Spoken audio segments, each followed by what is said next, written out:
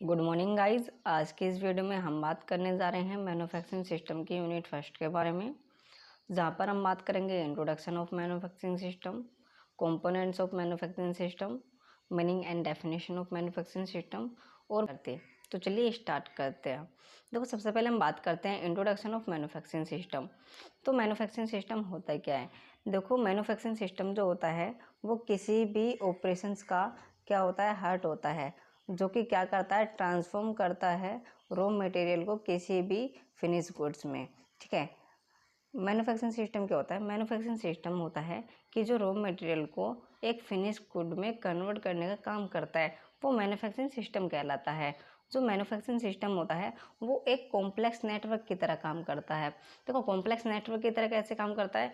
क्योंकि जब भी हम मैन्युफैक्चरिंग सिस्टम को अप्लाई करते हैं तो उसमें कुछ रिसोर्सेज काम करते हैं, या हम कह सकते हैं जब भी हमें कोई प्रोडक्ट एंड सर्विसेज को मैन्युफैक्चर करना होता है तो उसमें हम कुछ रिसोर्सेज को यूज़ करते हैं, जैसे पीपल्स हो गया, इक्विपमेंट्स हो गया, और कुछ प्रोसेस हमको फॉलो करने पड़ते हैं, तभी हमें क्या होता है, कोई भी वैल्यूएबल प्रोडक्ट या डिज़ायरेबल प्रोडक्ट मिलता है।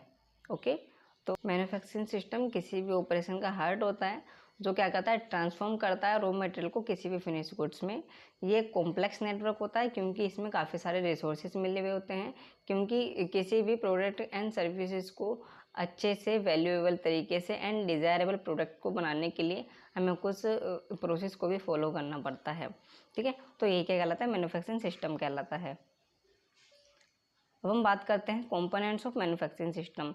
तो यहाँ पर कुछ कंपोनेंट्स दिए गए हैं मैन्युफैक्चरिंग सिस्टम के, जिनको हम वन बाय वन डिस्कस करेंगे, जिसमें फर्स्ट कंपोनेंट है इनपुट।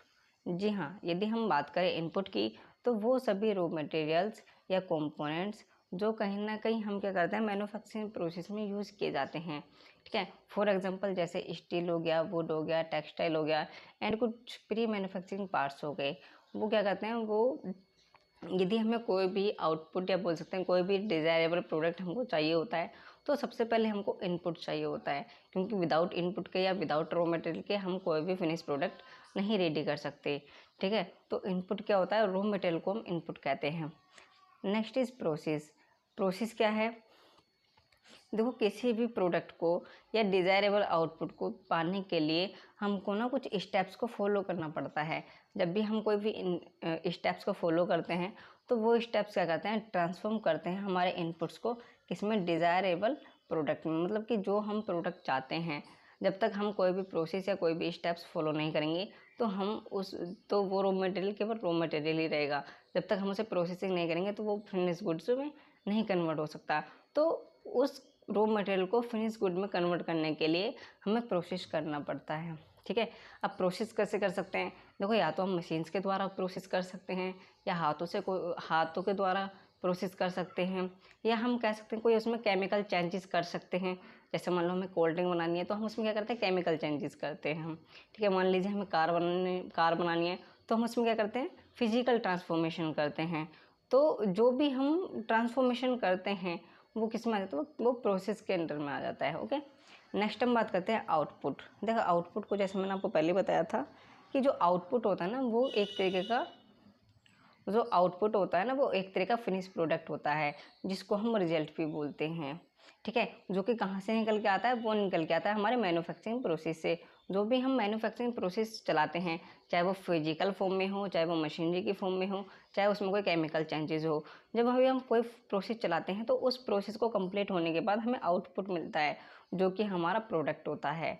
ठीक है। जो कुछ प्रोडक्ट हमारे टेंजिबल होते हैं और कुछ प्रोडक्ट हमारे इनटेंजिबल होते हैं, जिनको हम सर्विसेज बोलते हैं। जैसे देखो, जो टेंजिबल प्रोडक्ट की बात करें, जैसे कार हो गया, फर्नीचर हो गया, एंड इलेक्ट्रॉनिक्स हो गया। यदि हम बात करें इंटेंजिबल सर्विसेज की, जैसे 3D प्रिंटिंग हो गई, ठीक है, और कस्टम मैन्युफैक्चरिंग हो गया, 3D प्रिंटिंग हो गई, ये सब क्या हो गया, ये हमारे आउटपुट हो गया, जो कि एक प्रोसेस के बाद हमको मिले हैं। ओके। Next is people's. जी हाँ, मैन्युफैक्चरिंग सिस्टम में पीपल्स भी बहुत इंपॉर्टेंट रोल प्ले करते हैं, क्योंकि वो पीपल्स ही होते हैं जो कहीं ना कहीं हमारे जितने भी प्रोसेस होते हैं उनकी देखरेख करते हैं। ठीक है। उनको सेट करते हैं, उनको कंट्रोल करते हैं, उनको प्लानिंग करते हैं, उनकी शेड्यूलिंग करते हैं। ठीक है। यदि हम बात करें पीपल्स की, तो कुछ उसमें स्किल्ड वर्कर होते हैं, इंजीनियर होते हैं, टेक्नीशियंस होते हैं, ठीक है। जो मशीनरी को मैनेज करते हैं, जो प्रोडक्शन प्रोसेस को मैनेज करते हैं, वो सभी क्या होते हैं, वो पीपल्स ही होते हैं। ठीक है। तो इक्विपमेंट्स एंड मशीनरी, जी हाँ, देखो विदाउट इक्विपमेंट्स एंड मशीनरी हम कोई भी आउटपुट जनरेट नहीं कर सकते हैं। ठीक है। तो किसी भी मैन्युफैक्चरिंग सिस्टम में जो इक्विपमेंट एंड मशीनरी होते हैं वो बहुत ही इंपॉर्टेंट रोल प्ले करते हैं, क्योंकि रॉ मटेरियल को प्रोसेस करने के लिए हमें इक्विपमेंट्स एंड मशीनरी की आवश्यकता होती है। मैनेजमेंट एंड कंट्रोल में क्या आता है कि जो ओवरऑल सिस्टम हम चला रहे हैं, जो भी हम मैन्युफैक्चरिंग सिस्टम चला रहे हैं, वो स्मूथली तरीके से जितने भी ऑपरेशंस हैं वो चलते रहे, जो हमारा मैन्युफैक्चरिंग प्रोसेस है वो चलता रहे। ठीक है। इसमें मैनेजमेंट एंड कंट्रोल में हम इंक्लूड करते हैं production planning, scheduling, inventory management, कि हमारे पास कितनी इन्वेंट्री है, कितनी हमें मंगवानी है, क्वालिटी कंट्रोल प्रोसीजर, मतलब कि जो हमारे प्रोडक्ट है उसकी क्वालिटी एकदम बेस्ट होनी चाहिए, एंड मेंटेनेंस प्रोग्राम्स, मतलब जो भी हमने प्रोग्राम्स फॉलो कर रखे हैं उनको सब मेंटेन करना, ताकि जो हमारा प्रोडक्ट है वो एक सही समय पर रेडी होके हमें मिल जाए। ओके। नेक्स्ट हम बात करते हैं प्रोडक्शन की, कि प्रोडक्शन होता क्या है। देखो प्रोडक्शन का मतलब होता है कि total output generated by A company. क्या होता है कि जब भी हम कोई भी प्रोडक्शन कर रहे होते हैं किसी भी प्रोडक्ट एंड सर्विसेज का, तो उसमें क्या होता है, किसी भी कंपनी में, किसी फैक्ट्री में वर्कर काम करते हैं, तो वो वर्कर एक स्पेसिफिक पीरियड ऑफ टाइम में कितनी ज़्यादा से ज़्यादा यूनिट को जनरेट कर सकते हैं, मैन्युफैक्चर कर सकते हैं, वो क्या कहलाता है, वो प्रोडक्शन कहलाता है। यदि बात करें फोकस की, तो प्रोडक्शन में हम ज़्यादा से ज़्यादा फोकस करते हैं वॉल्यूम ऑफ आउटपुट की, हमको ना ज़्यादा से ज़्यादा भैया आउटपुट चाहिए, ज़्यादा से ज़्यादा यूनिट चाहिए हमको बनी हुई।